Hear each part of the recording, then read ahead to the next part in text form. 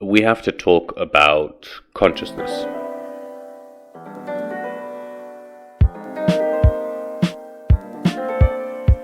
Our life is actually a midpoint between the two deaths. To use the sexual energy in order to achieve enlightenment. The three-dimensional spiral shape encoded in our DNA, in our biology. Hello everyone, and welcome to a brand new episode of the Discomfort-Zone. I'm Olev as always, and it's a pleasure to be here for yet another episode. I can see Archangel Gabriel and Rondon in chat. Welcome, thank you very much for joining me today. And I'm glad we get to do another episode. I'm looking forward to it. We have a jam-packed episode today, so we'll see as always what we get into. There's a few interesting subjects, but we're generally going to be carrying on with our narrative from last week. So let's get into it. As always, if you have any questions or comments, please make sure to leave them down below. And I wanted to say I've been thinking about promoting the podcast a little bit more. And for this, I was wondering, although it's a large request, obviously, but if any of you have something that I said that you remember, some quotes, whatever it is, then do send in what it was, more or less.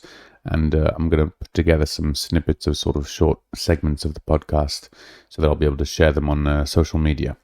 So yeah, if you have any thoughts, let me know. And for now, we'll continue. We'll start with the episode. So this week we're going to be talking back about Egypt and the general period in history that we're talking about, where we mentioned last week that the Thoth brotherhood was sort of working inside the Egyptian culture in order to advance them and to sort of give them a bit of help along the way. And we ended last week's episode talking a little bit about reincarnation versus resurrection versus ascension, which were these sort of three states that the Egyptians spoke about.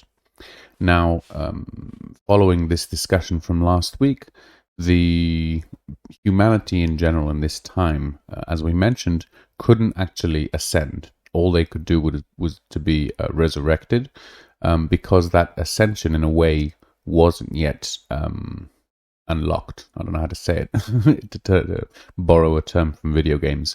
But what this means, according to Drunvalo, is that the Akashic records, which we've spoken about before, we had an episode about, the Akashic records sort of were lacking the memory of Christ consciousness.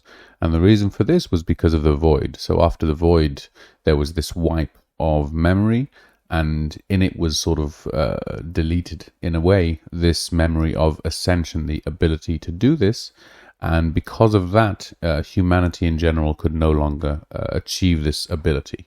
And so in order for them to be able to achieve Christ consciousness and to have this sort of option available, they actually needed someone to sort of bring that memory back into the Akashic records, into humanity's memory axis, as it were.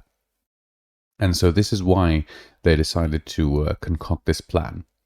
Now, the story that we begin by talking about is actually the story of Osiris. And according to Drunvalo, this famous story is not actually, didn't take place in Egypt, but it actually took place in Atlantis. Now, we've mentioned the story of Osiris before when we talk about Sitchin's point of view, and it's a very famous story from Egypt mythology, so I won't go over it in too much detail. But for those who don't remember or don't know what I'm talking about, there were these two brothers, Osiris and Set, and they were sort of not struggling for power, but it was to be decided between them, and Osiris was declared king, and Set obviously held a grudge, and eventually came and tricked Osiris into a wooden box that he nailed and threw into the river, and Osiris was brought back to life, and upon hearing this, Set cut Osiris's body into 13 different parts and hid them around the globe, and Osiris's wife and sister went around and collected all of the pieces and eventually returned them and he was resurrected. And so after this resurrection, Osiris was actually immortal, became immortal following this story. Now, according to Drunvalo, this story that is part of the Atlantean history actually has another meaning or another interpretation that is more sort of metaphorical and symbolic, as it were. And that is that we see once again an example of the three states of consciousness, which are the first state of Osiris where he is whole, and that's the state where he is still inside the reincarnation cycle and is in his body, and the second state where he is cut up. That's the second level of consciousness, the division that we talked about, and then he becomes whole again. And with this completion and this becoming whole again, he actually changes from being mortal to being immortal. And so this was a very important lesson, as it were, as to how to attain this immortality. And this sort of diagram, as it were, of these three steps is something that's very common in a lot of different mystical practices. The idea that you are at first whole, and after that wholeness you become separated. And it's with this separation that you can then struggle to become whole again and to attain a sort of higher level or a more advanced state than you were to begin with. So this is, it's common in Taoist practices as well, and it's we can relate it to the human psychological development, where we start off as being whole in our perception of the world as babies, and then we separate ourselves in all of the different parts. And as we grow older, hopefully, with spiritual teachings, we can come to recognize how we are all part of this same process. So this model is again exhibited here with the story of Osiris. Now, within this whole time, there's another, I should say, important event that happens following the Great Void in Atlantis. And that is that for the Atlantean people, their culture and their actual biological state, they had a very different kind of memory than what we recognize as memory today. And we've spoken a little bit about memory, and I should say more the phenomenon of memory, because memory is really not only our ability to recall past events, but it's a phenomenon that we can sort of see in many different instances. We have, the term memory foam, because the foam remembers a certain shape. Really, memory can be termed the imprint that an event leaves on some substance. And there's a sort of obvious difference between what we term memory and what we term learning. We categorize them differently based on their functionality and how we use the information. But if we're talking about memory as a whole and in general, we have short-term memory, long-term memory, we'd have to encapsulate a very wide definition. And this means that, in the same way that water is said to remember particles that are put in it, and, leaving your print in any kind of material, these are all the function of the phenomenon of memory. And indeed, with our consciousness, the function of memory serves a very important role in our identity. In fact, it is, to a certain degree, and to our conscious mind, what our identity really is. If we don't remember ourselves, an example of patients who lose their memory, they lose their identity. And although they may not lose their muscle memory or, their capabilities, and they can still remember to talk, to do maths, songs, even whatever, their whole identity and who they think they are and why they do certain things is affected and can change because of this. So the phenomenon of memory is a very crucial one. I think we all can understand and can see and can relate to it. It's something that actually, it's very curious to think about the very big role that memory plays in our lives, and how little we sort of think about the inaccuracies of it. And when we consider how much of our life we sort of base on memories from childhood, and often we discover in later years that those memories were somehow, well, were childish, were from a child's perspective, and things that we perceived in one way back then, if we'd experienced them as adults, we'd perceive them very, very differently. And yet many of these moments very early in life shape our being and who we are and why we do things for many years in the future. So it's an interesting discussion in general to think about what memory is and how it functions. We also talked about it before, but here we're going to talk about a completely different kind of memory. And to use Drunvalo's words, he says that the memory that the Atlanteans had was a holographic transpersonal memory. Now, this memory, in his terms, is related to the first level of consciousness, that level that we have sort of lost in a way. And if we break those two words down, holographic and transpersonal, I think they're terms that are useful to talk about. Holographic is a term that's mainly used, I think, in, holograms, as that name implies. But the two terms separately, holo means from the root of the word whole, complete, and graphic means not just writing, but in some way to imprint, to record. And obviously, in this sense, we can use it as the word for memory. So holographic means total recall in a certain way.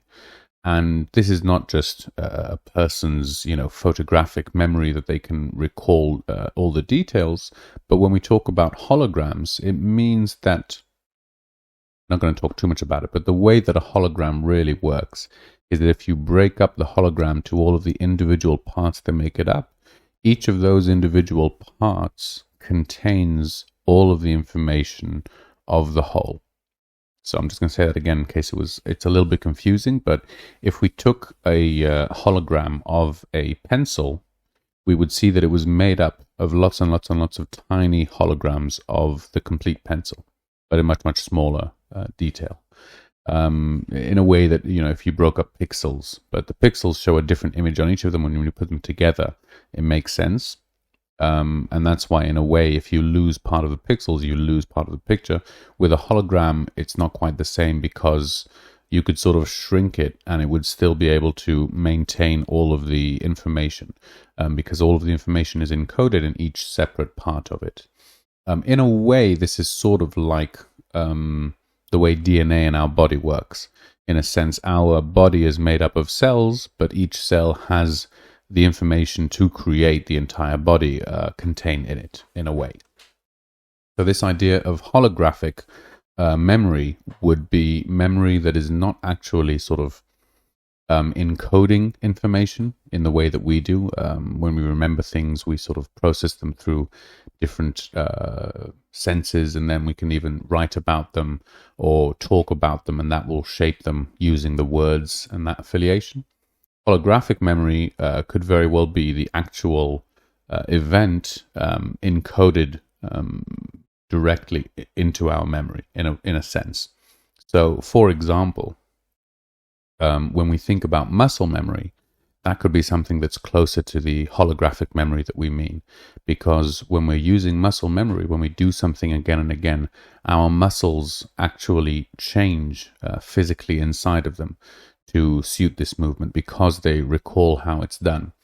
And obviously the information is recalled in our brain, but the way that it works with the body is that there's a physical encoding of the information without any interpretation. It's not a set of instructions telling you, do this to do that. It's the actual experience that's being encoded, in not the same way that we learn new information.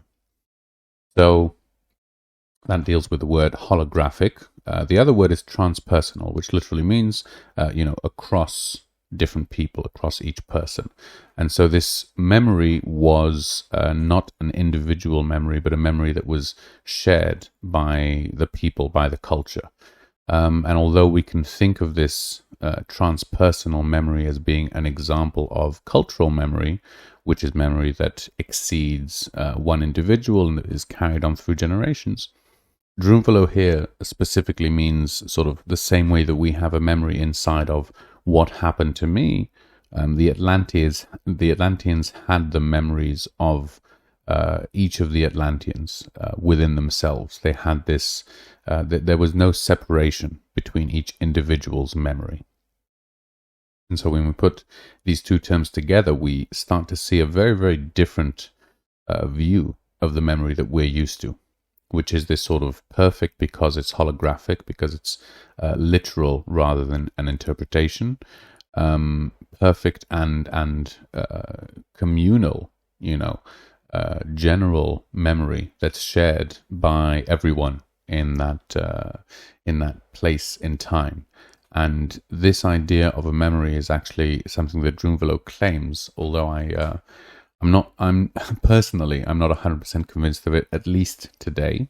But he claims that this is the memory that's shared by all people of this first level of consciousness. So one of the sort of effects of this first level of consciousness, where there's no separation between individuals, where there's no concept of other, is that you have this shared memory, which would definitely lend itself to this identity as being part of a whole and never really being a completely separate, individuated entity. So that's, according to Drunvalo, the state of the memory of the Atlanteans. Now, after the fall, when the people in Egypt were basically starting to build this culture and develop it, they had lost this Atlantean ability. And this not only means, forgotten how to use it, but actually their DNA had changed in this significant way. And this ability that, although is, can be attained in a different way, was lost to the species in general because of the void and because of the aftermath of what happened there. Our species changed from the first level of consciousness, where we were unified and had this memory, to the second level of consciousness, where we were now separated into individuals, and our memory didn't function the same way. And it was because of this change in the way that we sort of, in a way, processed information, or at least retained information, that we come back to Thoth. And Thoth is known for many, many things, but among them, and among the more famous, is that he is known as the inventor of writing. And probably in his words, it would be closer to say he introduced writing to the Egyptians, although it's claimed that that was sort of one of the first examples of it. Writing itself as an invention is something that has existed for a very long time. But nonetheless, for these people who were not aware of this ability of this technology, writing was a first, and it drastically changed everything, really, the way that these people viewed reality, and from that, their culture. And so now, instead of what was a holographic, transpersonal, perfect memory, became what we know, which is a transcription, an interpretation, a translation of meaning of experiences into some form of an encoded language. And this technology, is definitely incredible and has advanced humanity to where we are today. And I'm a big advocate of words. I enjoy language very, very much, but obviously it has its limitations. And I think the best metaphor or symbol that I can give to it, that I thought of, was that language really is an art. Because when you, for example, when you try to recreate an image of some kind, scenery or a person, any kind of recreation to a certain extent is going to be an interpretation of the artist. And no matter how perfect it is, no matter how precise it can be, it's always going to be through that person's eyes and through their vision, the way that they see it. And even if we think of a camera, which is sort of the perfect representation, it's literally taking the light as it is there and just recording it. Nevertheless, it has all of its own aberrations, and the way it changes an image from color to proportions. And no matter what kind of example that we think of to capture a moment in reality, to capture an experience, it's always going to be, in a certain way, an interpretation of this experience, and it's going to be changed because of that. Now, as I said, this is actually, this isn't a bad thing. This is a good thing. This is what art does. Art is constantly taking reality and shaping it, reinterpreting it, repackaging it in order to say something. And that is a very important part of human life in my mind. But it becomes much more dangerous when we start confusing this way of thinking and of being, the artistic way, with an actual objective, realistic view of reality. And language can never actually cross that threshold in the same way that experience can, or that this example of a holographic memory could be. We've had in our modern times, lucky that we are, we've had experiences in various films, and I assume in other art forms, although I can't think of any specifically, but examples of these, usually sci-fi films or characters that are able to interact and communicate without words, whether it's telepathically, although that's usually more problematic because the way that it's presented in films is usually just using words. So the telepathy that we recognize from most cultural scenes is actually just, speaking inside someone's head. Whereas instances of telepathy that are, that I think are more are more realistic are ones where the communication is non-verbal. It's non-linguistic. It's more, I would say, emotional or even thought, as opposed to actual concepts. And in this way, when we think about the examples, one that came to mind is in Avatar, where they have this sort of connection. I've seen it a long time ago. I can't remember exactly the details, but they have this moment where they can connect, and he can experience the experience that she has had in the same way as another consciousness, to actually experience the moment itself in a perfect way. And so that obviously is much more superior to someone who is coming to write down what has happened in their language, and then obviously if time passes, it can become very, very difficult. And indeed, we've seen this with our own history. It's again an example of the importance of memory, where we have memories of people in our culture who can talk about their experiences, and that's obviously a very different event in history, and the way that we'll perceive it will be very differently. But if we think about most of our early history, it really does come through a very thick filter of people who are sort of recording these events, and then writing them with their own languages, under their own constraints, with their own interpretations, and then letting them sort of fester for thousands of years with reinterpretations and retranslations, and we get to where we are today, where things are very, very confusing, and certainly not preserved in a pristine manner, in much the way that memory has these sort of problems over time. And in fact, if we can lead this side ramble back to our story, this is exactly what happened in Egypt. And so at the time that the Tat Brotherhood first brought about these concepts, they were teaching them not only about technology, but also about spirituality and about religion, as it was then. And of course, this was meant as a way to allow those people to reach ascension, to break the reincarnation cycle, and to do this, to be resurrected, basically, so that when they died, they would remember and hold on to that memory with them. And so this was sort of certainly successful at first, as is always the case with these pioneers, but over time, things began to get a bit troublesome.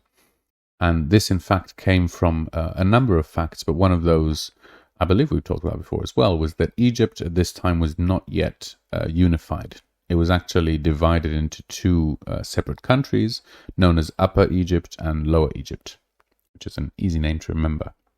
Now, these two sides, as throughout history, all human divisions into Upper and Lower, North and South, were warring and were, constantly fighting, and many people attempted to unify them in order to attain peace for the whole country. And this was in fact achieved, but at this time a long time had passed.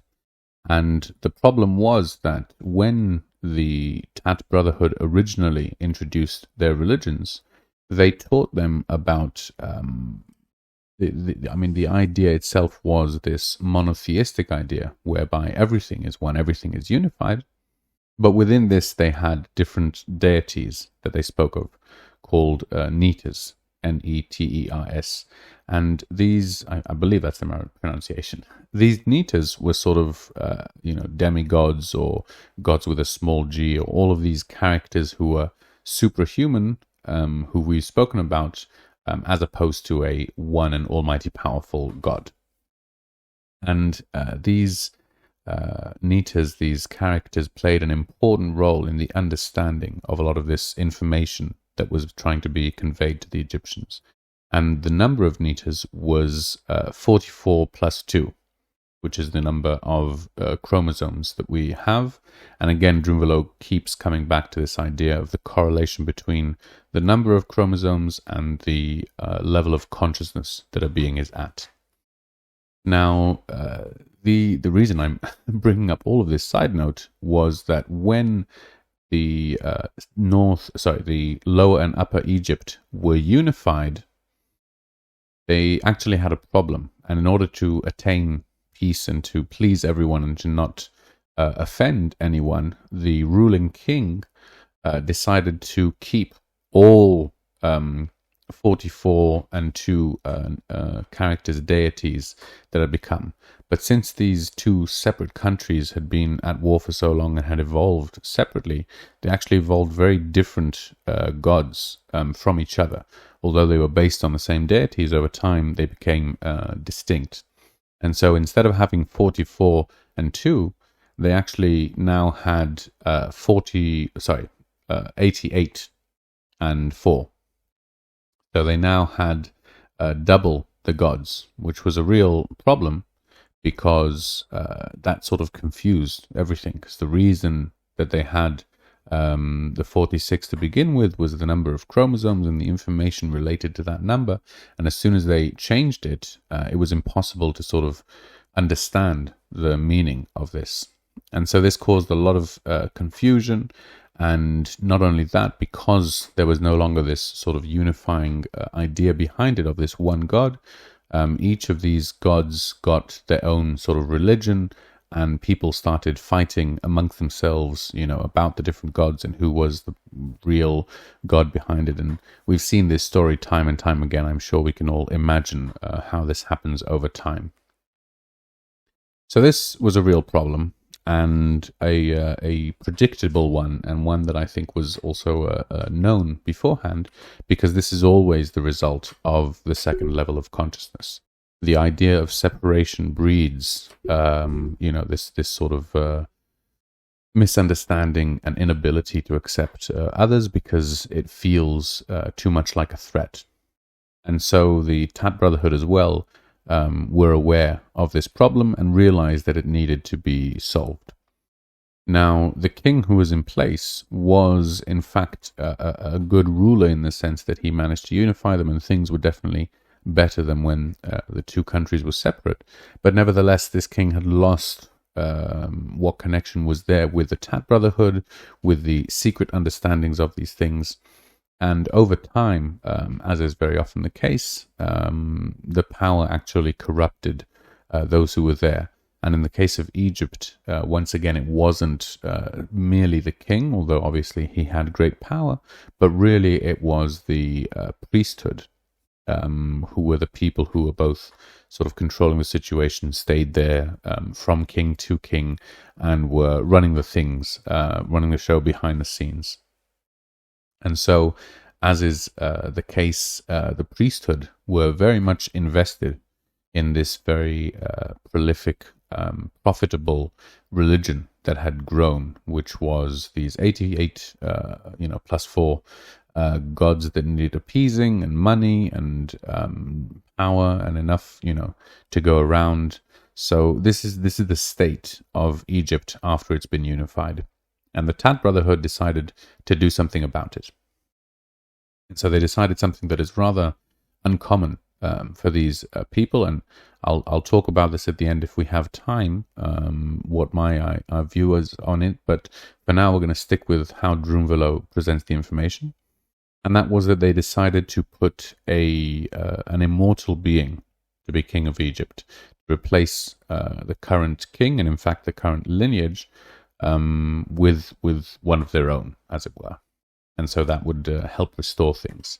Now, this was obviously unheard of at the time, and once the king, was decided, there was his lineage that continued throughout, and for this reason, they sort of decided to bring in the big guns, and we're told that Thoth went to the king of the time, who was called Amenhotep, and he somehow had a conversation and convinced him that his son wasn't going to grow up to be king, and that instead they would put who they decided.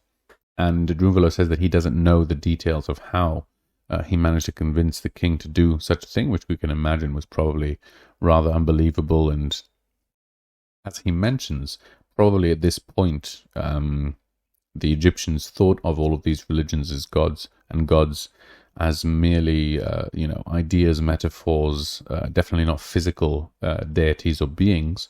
And so the idea of Thoth coming to Amenhotep is curious to think what might have happened and how he might have convinced him. But nonetheless, this is as the story is told, and Amenhotep agreed to Thoth's request. And so then what they decided to do, which I honestly am not clear on why this was the way that they went, but nonetheless, the Tat Brotherhood went to Ai and Tia, the characters whom we remember from the first days of Lemuria, the first couple to achieve immortality. And they were asked to have another child. And they agreed, and this child was born and grew up in Egypt. And it was with him that he sort of married and came to be with another being to have their son. Now, Drunvalo says that he doesn't know who this being. When their son was born, he was placed in the care of the current king, Amenhotep II, and so this son of Ai and Tia was named Amenhotep III. It's all very confusing, but we'll try and stay with it just to understand. And so, into this lineage, Amenhotep III mated with another being who Drunvalo says was immortal, although he doesn't know exactly who, and they had another son who was named Akhenaten. Now, Akhenaten was the one who was destined to become the next king of Egypt, to be placed on the throne. And so this was the plan that was set in place, and for a time indeed, Akhenaten joined his father, Amenhotep III, in ruling, and they each ruled in different parts of the land. They also established a city in the Upper Egypt, and each was stationed at the different corners. But then later on, as Amenhotep III grew older, he actually resigned as king before he died, which was again something that hadn't happened in Egypt before then. And this meant that Akhenaten was the sole ruler of Egypt. So the plan, the first phase, shall we say, of the plan had been achieved. Now, the reason that they are doing all of this was because they want Akhenaten to actually come and restore the sacred knowledge, the spiritual knowledge with the Egyptian people, in order for the Egyptians to once again be able to ascend and be able to achieve immortality through that method. And so Ai and Tia were actually, Ai and Tia had a daughter after all of this happened. So they played a very big part in this whole thing. And this daughter is someone who grew up to be very famous within Egyptian mythology, who was named Nefertiti. And Nefertiti is the one who actually married Akhenaten. And if we trace back that lineage, we realize that they are actually brother and sister, which again is as the story of Osiris claims to be, which is that they were as well brother and sister, Osiris and Isis, and they both sort of ruled together and were perceived as the rulers of Egypt when they were of age. Now, during his reign, Akhenaten actually had a very short reign of only 17 years, and the reason for this was indeed because of the actions that he took during this time. And so Akhenaten started by reinstating the old religion and the old beliefs that had been forgotten, and sort of removing all of the excess gods that had accumulated over time. And I thought that this was an interesting take once again on this story, because for me personally, growing up in a monotheistic religion, we're always taught that, in Judaism, we're always taught that Judaism was sort of the inventors of monotheism, and that all the religions before were polytheistic and therefore sort of didn't believe in the same way. But that isn't exactly accurate, and we can see here again an example of what has happened many times throughout history, which was that the original polytheism, the original belief in many different deities, whether it was Greek or the Egyptian or different cultures, was always based on this crucial sort of core belief in a monotheistic universe, and that is that everything is unified and that it's all tied together and sort of not created by the same creator, because it's not perceived in the same way, but that nonetheless there is this one unifying, phenomenon, which is existence.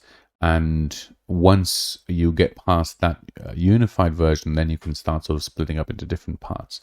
But always these polytheistic views started with this core belief of monotheism. And then over time, what often happened was that they were sort of corrupted and lost, and people grew more close to very easily understandable concepts and very basic concepts like the god of water. If you need water, you pray to the god of water, and that and that becomes much more enticing, I think. And so this was the same thing that happened in ancient Egypt. And so the first thing that Akhenaten started to do was to restore the ancient monotheistic understanding that although there are these divisions into netas or gods or beings and deities, nonetheless underlying all of this is one unified God with a big G, Tao, whatever you want to term that unified phenomenon that's happening all at once everywhere. And so sorry, I see in chat we've got I didn't even welcome all these new people. Darsico, welcome. Neil, thank you for coming. Wonderful to have you in chat. Rondon says, I've read some stuff that said Judaism was originally polytheist, and Yahweh, the Hebrew god of war, eventually became the only one to be worshipped. Yeah, I mean, we spoke a little bit about that in Sitchin, and indeed, Judaism itself, I can't believe I heard the term, and since then I've forgotten, but there is a type of religion that believes that there is only one true God over other false gods. And so that belief in itself is not exactly monotheistic, because it's recognizing the existence of other deities, be they sort of the lesser ones. But yes, the idea that Yahweh is a single deity that was sort of elevated above the others and eventually took over the identity of the others in the Bible was very much like, is basically what Sitchin is claiming, saying that Enlil, as Yahweh, took on all of the sort of, the good guy narrative of the Bible and left all of the other gods and all of the other parts in it to be sort of the evildoers and the enemy who had to be destroyed. So definitely, that's a very good point. And indeed, I mean, monotheism and polytheism are sort of terms that we usually use from our own perspective. Talking about it again, I mean, all my life there was monotheism, and then there was infidels, not infidels, but, pagans like I can't remember what the term is in English, but there's a term in Hebrew of the Avodah Zarah, who are all of the other, Gentiles who don't worship the Jewish God. So those perceptions, they come from a monotheistic understanding. There's only monotheism and the others, and it's the same for polytheism, or whether it's the Christians or any religion that views all other religions as opposition and therefore less worthy, will usually sort of lump them all together and call them all in that distinct name of being, pagan, which is a term that applies to thousands and thousands of different religions at the time of the Christian Crusades. So yeah, it's an interesting point to think of. Yeah, exactly. And indeed, we're almost finished now, but Drunvalo mentions very briefly that Christianity, in his research and mine as well, and I think many people today following Zeitgeist films, Christianity really, let's say, got a lot of its inspiration from the ancient Egyptian religion, and indeed a lot of the stories and the mythology and the tales, etc., seem very, very similar. And we're told again that Egypt got its religion from the Atlantean religion, and all of these translations and moving through time obviously affect the details and the ability to remember these things, especially when they're written down and then translated from one language to another. So yeah, it's definitely, you have, the Trinity is the obvious example of polytheism in Christianity. And indeed, it's true that the idea that Christians have that polytheists don't believe in a single God, but only believe that there are different gods who are at war, comes from a misunderstanding of polytheism. Most of the polytheism that I know, if we take even animism as an example, because it's probably one of the most prolific ones today, or Hinduism or any of these, believes that there is a unified existence, and that isn't always called God because it's not as anthropomorphic as some of them. It might be more a flow, a movement, a consciousness, etc., etc. And then you can take that and divide it into different parts and see the godly part of the deer or the godly part of the stone or whatever it is that the polytheists choose, to worship. But it always, or in my experience, very, very often it actually stems from a unified belief in some kind of monotheistic cosmology. So yeah, it's definitely interesting. Oh my gosh, look at the time. Okay, we're nearly done. So I'm actually, we'll just finish up the little bit that we've got left, because this is the end of Akhenaten's reign, and it's an unfortunate one at that.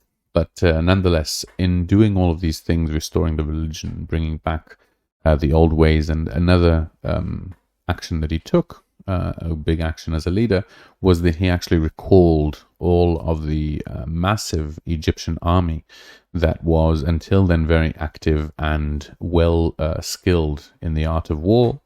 And basically he took a defensive stance, saying that we're not going to aggressively start a war, so you maintain an army in case, but he withdrew his troops.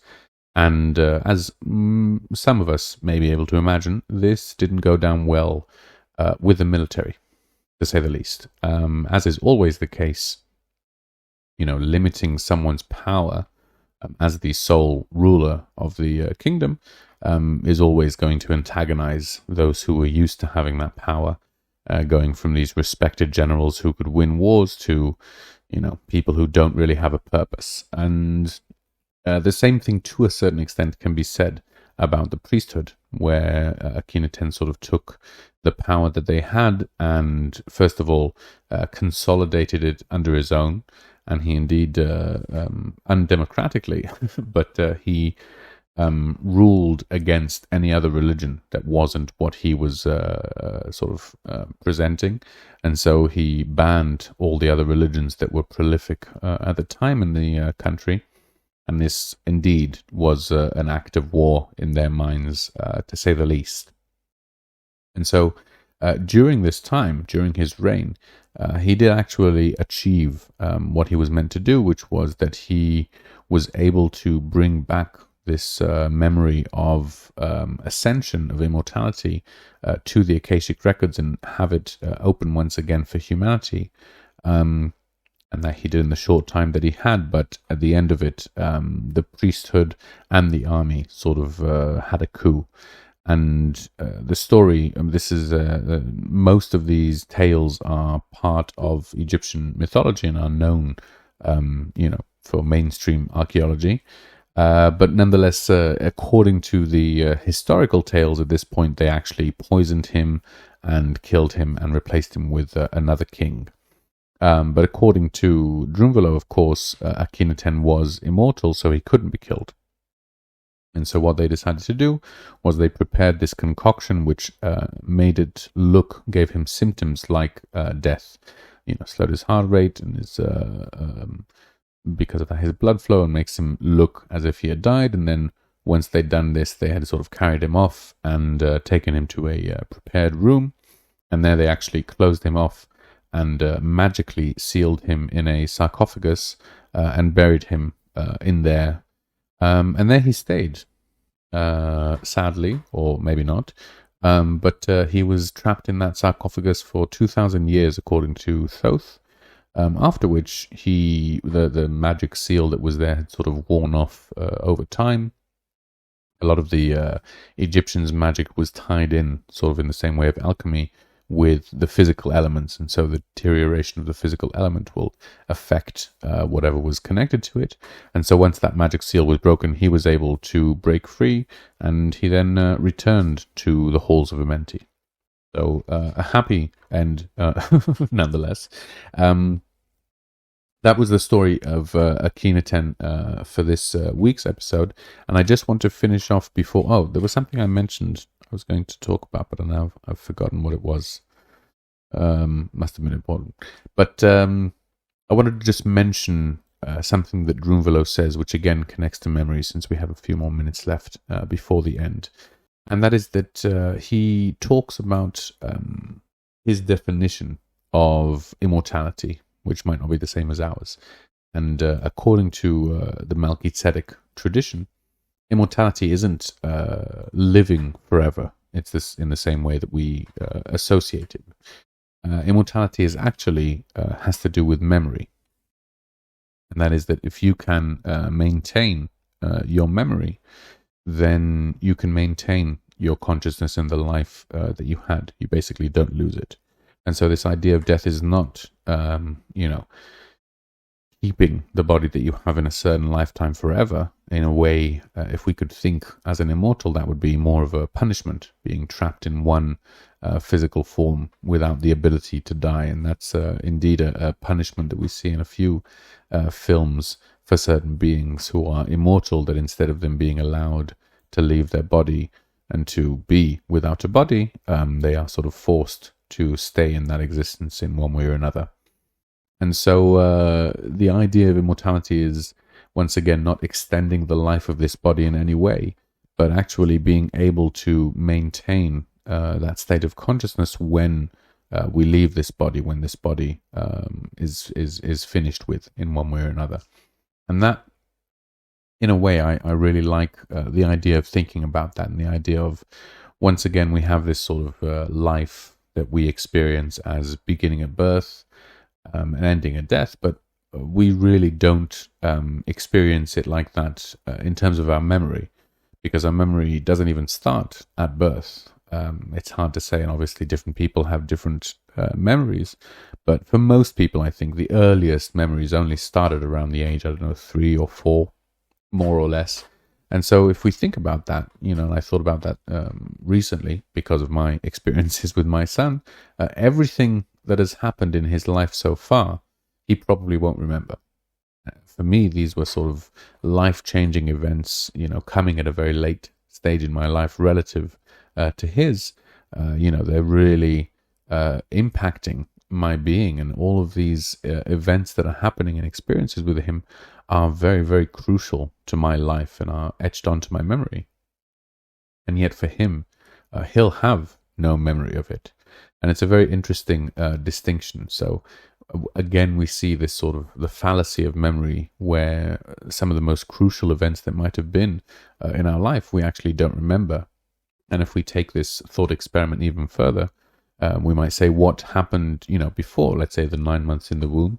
And before that, if we can imagine our consciousness, again, not related to the physical body and the brain in the same way that we think of memory, but our consciousness being able to maintain that state and have a memory of what happened before, of what happens after death, would completely change our perspective, both of our lives and indeed, the meaning of our life and what happens afterwards.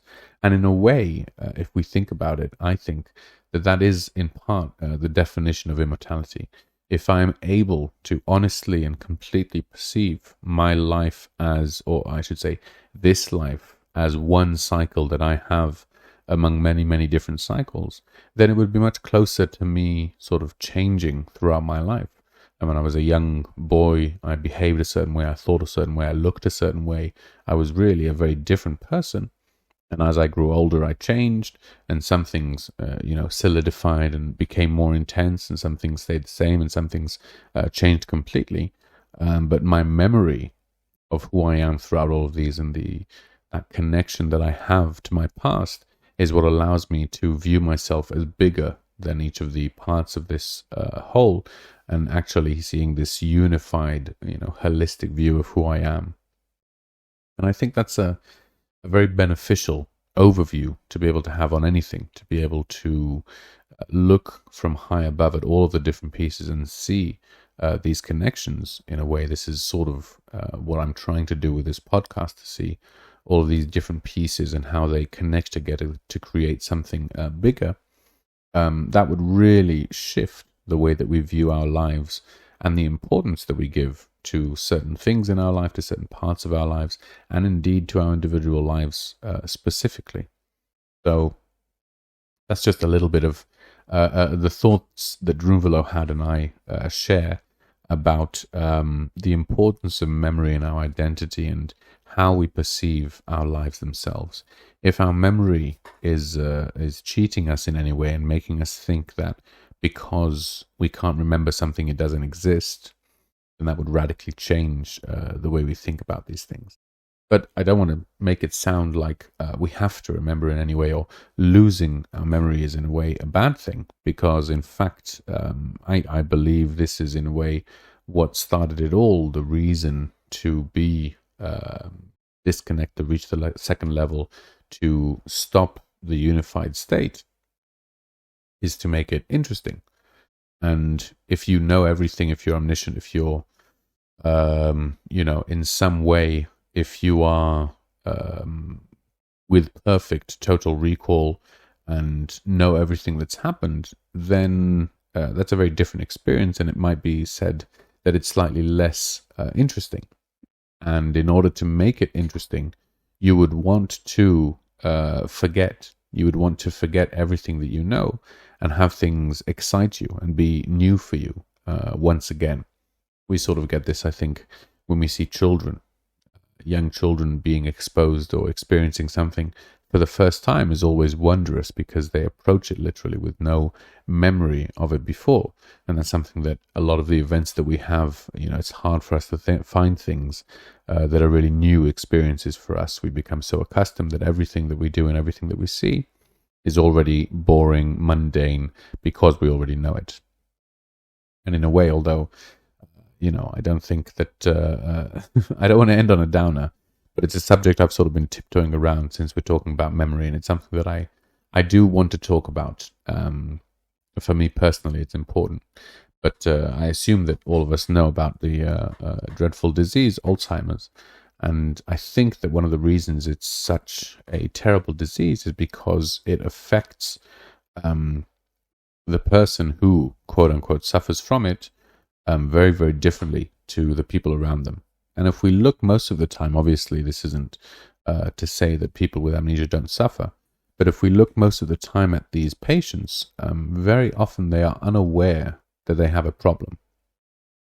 And they might, struggle with it with daily tasks, in the beginning. But nevertheless, it seems that unlike many other diseases, one of the hardest things is sort of waiting for results and all of that dread and anxiety about what it could be. And then being told you have this dreadful disease is in a way a very difficult thing to experience in and of itself, just the knowledge that I have this disease. If you could forget that you had a disease, I think that would change your perception of it. And I'm again not suggesting in any way that it's not a terrible fate for anyone to deal with, but I think that in comparison, it is so much harder for the people around the person who has it, because they remember what that person was like. And they know exactly how much they've changed, how much they've lost, how much they're not like they used to be. And that's a very hard thing for people to experience. But for the person who's going through it, they don't remember what they used to be like to a certain degree. They don't remember what they've lost. And in a way, if you've already lost it, I would say, it might be better to at least not be aware that you lost it if you have no way of getting it back. And I don't in any way want to minimize it, but I would like to think, I'm hoping, that people with this disease are actually approaching death with a lighter feeling than people who are very much dreading their end because they still have so much to lose, because they still have so much that they would like to have done, or regrets, or any way that their memories sort of haunt them. This very curious effect of simply relieving someone of their memories, along with their abilities and obviously along with a lot of their identity, nonetheless seems to be a very interesting approach towards death and towards sort of losing everything, as it were. So I hope I don't make anyone feel uncomfortable. But that's just the thoughts that I had about this very, very bizarre and indeed dreadful disease that really does cause a lot of suffering. Okay, oh my gosh, look at the time. Right, well, I think we're going to end things here. And I'm happy to say that we actually made our way through all of the material that I had prepared. So I'm glad we managed to get that underway. Sorry. I hadn't seen Avian Flu. Is there a show tonight? Post-up, Rondon, do you know? We'll wait for Rondon to answer, because there's always a certain lag between these things. Yeah, a reminder, if you weren't here in the beginning of the chat, I'll just repeat very quickly that if you have any sort of moments of the podcast that you've remembered until now, or that you'd like to share with me, I'd love to hear from you. I'm trying to sort of put together some snippets of the episodes to be able to share. So yeah, let me know. Oh yes, so there's no post-up show unfortunately afterwards. I don't know why he isn't here, but yeah, hopefully next week he'll be back. And I saw that Krim does have a show tonight, right? I just saw her in chat before, so I believe there is. And yeah, if you'd like to subscribe to the shows so you don't miss an episode, please make sure to hit subscribe, not hit, but type in, as it says in chat. And if you're not in chat, you probably don't want to know. Anyway, so thank you very much for joining me. I've been Lev. I hope you enjoyed it and had a good time. And I will see you all next week, or hear you all. Until then, have a good one. Bye.